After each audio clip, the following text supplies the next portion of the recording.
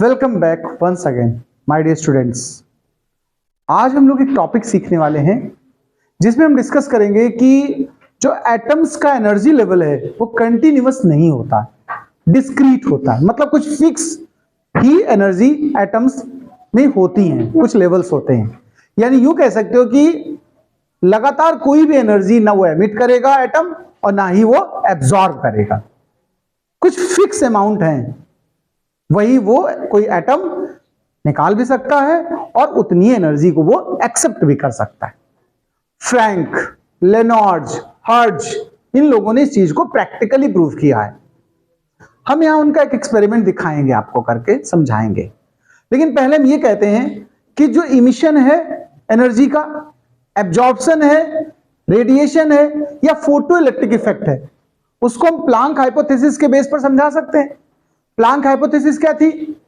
Planck ने कहा था कि जो एनर्जी होती है फोटॉन्स की या रेडिएशन, वो कंटिन्यू ना होकर के पैकेट्स में होती है, डिस्क्रीट होती है।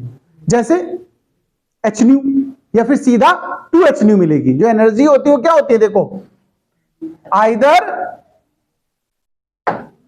h न्यू या फिर अगली स्टेप क्या मिलेगा? सीधा 2h न्यू। ऐसा नहीं कि बीच का लेवल मिल जाए। फिर अगला क्या होगा? 3h new. तो ये जो ब्रेक होकर के लेवल आ रहा है इसको बोलते हैं डिस्क्रीट एनर्जी लेवल। हम इसके लिए लेनॉर्ड और हर्ट्ज का एक एक्सपेरिमेंटल सिस्टम है, वो बना करके आपको एक्सप्लेन करेंगे। फिलहाल केवल 2-3 लाइन अभी आप लिखेंगे। तो लिखेंगे ये radiation and photoelectric effect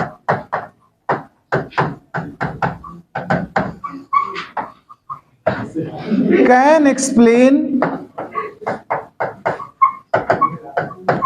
on the basis of Planck hypothesis या Planck's quantum hypothesis।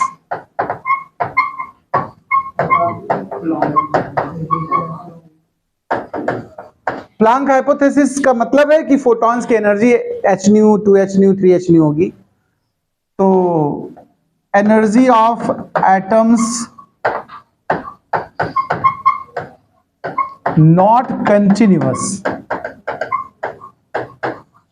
It is discrete and it में h न्यू,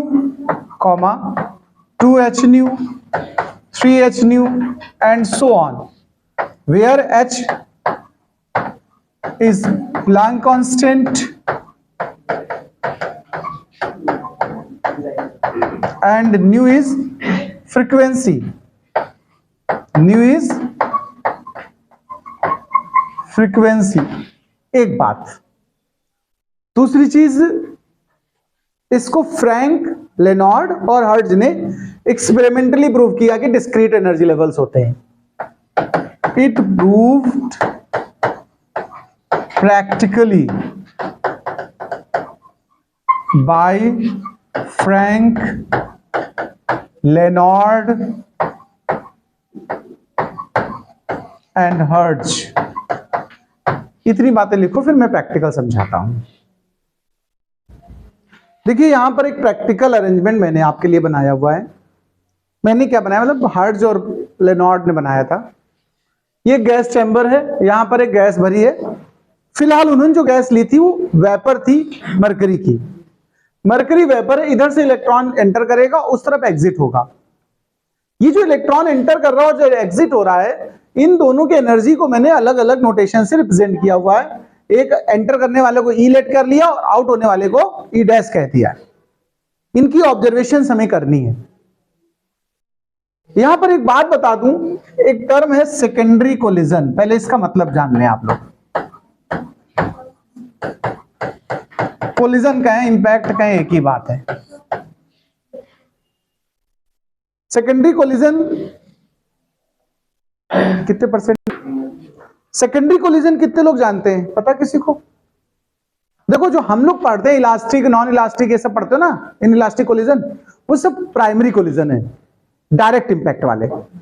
सेकेंडरी कोलिजन में क्या होता है, एक्साइटेशन एनर्जी का कॉन्सेप्ट है, यानी कि अंदर जो ऑर्बिट में इलेक्ट्रॉन्स हैं वो एनर्जी जब बाहर के किसी एलिमेंट के साथ शेयर करेंगे तो उसको हम बोलते हैं सेकेंडरी कोलिजन, उसको एक्साइटेशन एनर्जी बोलते हैं। क्या बोलते हैं?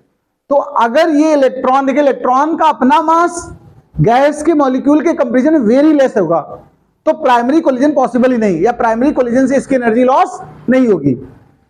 ये एनर्जी लॉस तभी करेगा जब इसके साथ सेकेंडरी कोलिजन होगा, यानी कि उस एटम के अंदर के किसी इलेक्ट्रॉन ने इससे एनर्जी ली है। ठीक है, तो यहां पर जो कोलिजन होगा वो सेकेंडरी होगा, उससे एनर्जी लॉस होगी। मैं ऑब्जर्वेशन की बात करता हूं, तो यहां ध्यान देखना, एनर्जी एब्जॉर्ब्ड बाय, ये बात लिख दे रहा हूं, absorbed by atom of vapour due to secondary collision. पहली ये बात लिख दी मैंने कि यहां केवल सेकेंडरी कोलिजन से ही पॉसिबल है। अब मैं फर्स्ट पॉइंट पे आता हूं, सुनिए जरा फर्स्ट पॉइंट क्या कह रहा है। लेनॉर्ड, हर्ट्ज, इन्होंने एक्सपेरिमेंटली ऑब्जर्वेशन सबसे पहले किया कि अगर इंटर करने वाला, मेरी बात को यहां सुनना ध्यान से, अगर इंटर करने वाले इलेक्ट्रॉन की एनर्जी 0 से लेकर 4.86 इलेक्ट्रॉन वोल्ट के बिटवीन हो, भाई 0 से शुरू किया, बढ़ाते गए एनर्जी, जब तक ये एनर्जी लेवल रहा तब तक उन्होंने ऑब्जर्व किया कि जो ई डैश है या ई माइनस ई डैश है, ये भी कह सकते हो, यानी दोनों के एनर्जी का डिफरेंस कितना आया? 0। मतलब क्या हुआ? There is no absorption of energy inside the chamber. जितनी एनर्जी लेके गया उतनी ही एनर्जी लेके वो निकला है। No absorption, no absorption of energy. इसका मतलब है कि मरकरी वेपर को इतनी कम एनर्जी पसंद नहीं है, यही तो मतलब है। वो कह रही भाई मेरा स्टेटस है, जब तुम्हारा कोई एक लेवल होगा तब तुमसे लेंगे, गरीब आदमी से नहीं लूटेंगे। तुम गरीब हो उनकी नजर में, क्योंकि तुम्हारी एनर्जी 4.86 से लेस देन है। दोबारा अगला एक्सपेरिमेंट इस स्टेप पे पहुंचता, ध्यान से सुनना ये सब बातें। अगर ये एनर्जी जो इंटर कर रहा है ये एग्जैक्ट 4.86 है, एग्जैक्ट, सुनना जरा मेरी बात को, जब एग्जैक्ट 4.86 आती है तो यहां पर दो ऑप्शन मिलते हैं। क्या दो मिलते हैं? सुनिए, ई माइनस ई डैश किया गया तो या तो 0 आया या 4.86 आया। अब इसका क्या मतलब है जरा समझना। दोनों सब्ट्रैक्ट किए, आने वाले के पास कितनी एनर्जी है? 4.86। तो जो निकल के गया उसके साथ डिफरेंस अगर 0 है तो मतलब एब्जॉर्ब नहीं हुआ एनर्जी। लेकिन अगर इतनी है,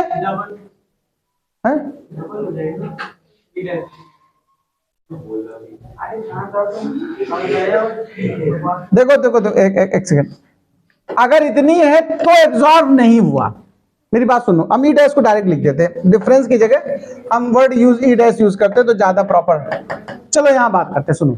जो ई डैश यानी निकलने वाली की एनर्जी थी, या तो उसकी एनर्जी कितनी है? 0, मतलब ये पूरी एनर्जी खो के आया है, और या फिर उतनी है जितनी थी। तो हमारे पास दो ऑप्शन है। हम ये पाएंगे कि कुछ इलेक्ट्रॉन्स की एनर्जी उसने ले ली, कुछ की नहीं ली।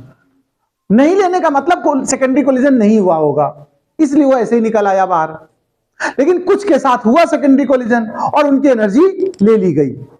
यानी पहला लेवल मरकरी का कितना है? 4.86। वो कह रहा है इससे कम एनर्जी अगर है इलेक्ट्रॉन के पास तो हम नहीं ले रहे हैं, नहीं एब्जॉर्प्शन होगा। फर्स्ट एनर्जी लेवल मरकरी का कहां पहुंचा आपका? 4.86। तब उसने एब्जॉर्ब किया। मैंने कहा डिस्क्रीट मतलब फिक्स एनर्जी लेवल्स, कम ज्यादा पे एब्जॉर्प्शन नहीं होगा। तो ये दो पॉइंट्स नोट करिए, फिर अगले स्टेप पे आते हैं कैलकुलेशन में। देखो दोबारा फिर और एक्सपेरिमेंट को हम बढ़ाते हैं। थर्ड ऑब्जर्वेशन में हमने ये पाया कि अगर इंटर करने वाले इलेक्ट्रॉन की एनर्जी 4.86 से ग्रेटर है, ग्रेटर देन 4.86, देखो E की value greater than 4.86 but less than 6.67। ध्यान से समझना इस बात को, यानी इसको हम एक साथ अगर लिखें तो हम ऐसे लिख सकते हैं 4.86 से ग्रेटर है E और लेस है 6.67 से। अगर इस बीच में इंटरवल है तो जो आउट होकर इलेक्ट्रॉन निकलेगा देखो तो E डैश। अब सुनिए इसके क्या चांस हैं भाई। 4.86 से ज्यादा एनर्जी लेके इलेक्ट्रॉन इंटर कर रहा है कि नहीं कर रहा बताओ। और मरकरी कहती है हमको 4.86 कम से कम चाहिए, तो इतनी वो ले लेगा, बची हुई जाने देगा, उसको इतनी ही चाहिए केवल, या फिर बिल्कुल नहीं लेगा वो अलग बात है। तो ध्यान रखना जो E डैश होगा हमेशा वो इतना लेस हो जाएगा E से। कितना लेस आएगा? 4.86 लेस आएगा, या फिर जितनी भी थी उसकी इनिशियल वो टोटल रह सकती है। मेरा मतलब एब्जॉर्प्शन से मेन। तो उसने देखो हमने ये देखा इस जगह पर इस लेवल के बिटवीन अगर है तो केवल एब्जॉर्ब कितनी हो रही है? 4.86।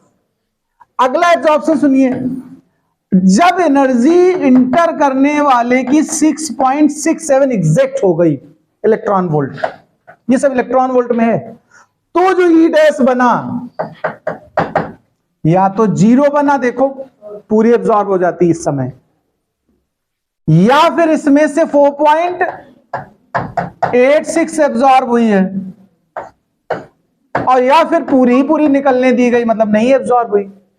तो यहां देखो हमारी बात, यहां से एक बात क्लियर हुई कि सेकेंड एनर्जी लेवल मरकरी का किस वैल्यू पर है? 6.67 पर। इसके बीच की एनर्जी एब्जॉर्ब नहीं हो रही। देखो डिस्क्रीट का मतलब ये है कि ऐसा नहीं कि कोई भी एनर्जी एब्जॉर्ब कर ले, वो पर्टिकुलर लेवल है उसका। इसी को जब आगे कंटिन्यूअस बढ़ाया गया, ध्यान रखना, फिर हम कहेंगे अगर एनर्जी की वैल्यू 6.67 से ग्रेटर है लेकिन 10.4 से लेस है, 10.4 से, तो फिर जो E डैश निकलेगा, ध्यान रखना, उसके पास कितनी एनर्जी बचेगी? देखो या तो कौन कौन सी वैल्यू एब्जॉर्ब हो पाएंगी? 4.86 एब्जॉर्ब हो जाएगी, बचा हुआ बचेगा, या 6.67 एब्जॉर्ब हुआ होगा और रिमेनिंग बचेगा, इसके अतिरिक्त कुछ नहीं। तो देखिए जो वैल्यू आएगी वो कितनी आएगी? E माइनस 4.86 या तो आएगी या फिर E माइनस 6.67 आएगी। समझ पा रहे हो ना बात को? यानी मरकरी केवल पर्टिकुलर वैल्यू ही एब्जॉर्ब कर रही है, ना लेस ना मोर। फिर सुनिए लास्ट, अगर एंटर करने वाली की एनर्जी 10.4 पहुंच गई एग्जैक्ट, तो फिर से E डैश पूरी एब्जॉर्ब हो जाएगी, या फिर 10.4 माइनस 4.86, या फिर 10.4 माइनस 6.67। तो ये जो पर्टिकुलर लेवल्स आए, एनर्जी लेवल्स, इन्हीं को बोलते हैं एनर्जी लेवल्स ऑफ मरकरी। आर कौन कौन है? 4.86, 6.67, 10.4। ये डिस्क्रीट एनर्जी लेवल है। इनके लिए एनर्जी लेवल डायग्राम बनता है। देखो सबसे पहले नीचे होता है ग्राउंड स्टेट। क्या होता है? Ground state. इसके बाद E1, इसके बाद E2। ऐसे हम लोग डायग्राम बनाते हैं, इसको बोलते हैं एनर्जी लेवल डायग्राम। क्या बोलते हैं? यानी जब एब्जॉर्ब नहीं किया होता तो ग्राउंड पे होता है, जब ये एब्जॉर्ब करेगा तो कितनी एब्जॉर्ब करेगा? 4.86। तो इलेक्ट्रॉन कहां पहुंच चुका होगा? इस जगह। बीच में रुके कोई चांस नहीं, सीधा ग्राउंड से उठेगा तो फर्स्ट लेवल पे जाएगा, या ग्राउंड से उठेगा तो सीधा कहां पहुंचेगा? सेकंड पे जाएगा, या फर्स्ट पे रह सकता है, मतलब पर्टिकुलर जगह पर आएगा, बीच में नहीं रुकेगा कहीं। यानी 6.67 ये हो गया, 10.4 ये हो गया। फिलहाल इतना नोट करें, फिर एक्सप्लेनेशन अगले दिन करेंगे।